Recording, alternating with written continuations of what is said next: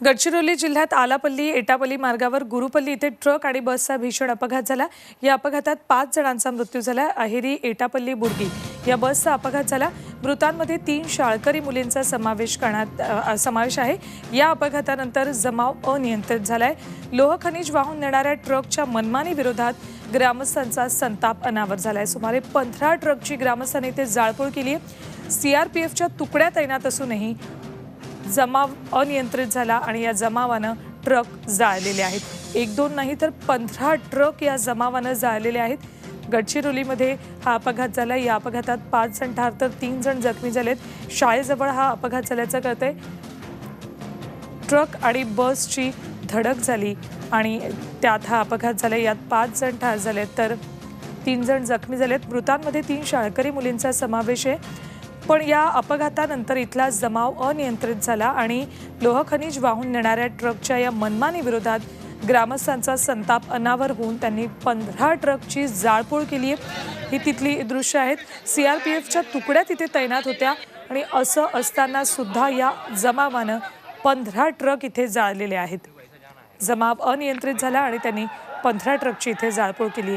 लोह खनिज वाहून नेणारे या ट्रक चालक आणि या संपूर्ण परिसरातल्या या ट्रक चालकांची इथे मनमानी सुरू असते आणि त्याचा त्रास इथे राहणाऱ्या इथून रोज ये जा करणाऱ्या लोकांना होत असतो। शाळा इथे आहे जवळच आणि त्या शाळेतल्या 3 मुली या अपघातात ठार झाल्यात। आणखी 3 जण यात जखमी आहेत।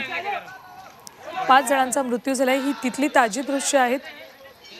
या अपघातानंतर इथे जमाव अनियंत्रित झाला आणि त्यांनी 15 ट्रकची जाळपोळ केली। बसची दृश्य आपण पाहिली। बसचा अक्षरशः चक्काचूर झालेला आहे। म्हणजे अपघात किती भीषण होता ते आपल्याला लक्षात येईल आणि यामुळेच कदाचित जमाव अनियंत्रित झाला आणि या जमावानं 15 ट्रक जाळलेले आहेत। तिथली ही दृश्य आहेत। सुरजागड परिसरात आपण अधिक माहिती जाणून घेऊयात आमचे प्रतिनिधी आशिष अंबाडे यांच्याकडून। आशिष, अनियंत्रित जमावानं 15 ट्रकची जाळपोळ केल्याचं समजतंय। आत्ताची नेमकी तिथली परिस्थिती काय आहे? हा अत्यंत दुर्गम असा भाग आहे।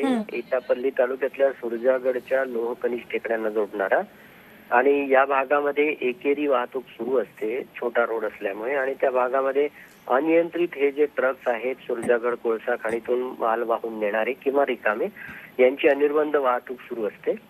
गेले काही महिने ग्रामस्थ आणि या भागातली जी वाहतूक आहे आणि ते ट्रक चालक आहे यांच्या दरम्यान अनेकदा वाद झाले आहेत त्या ट्रकच्या स्पीडवरून।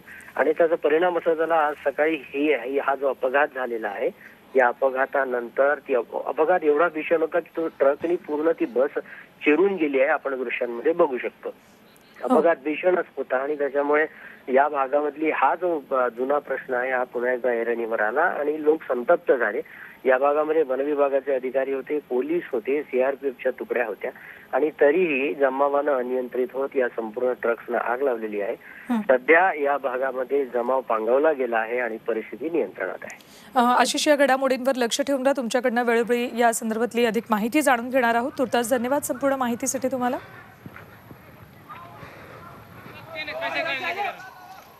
Thank you.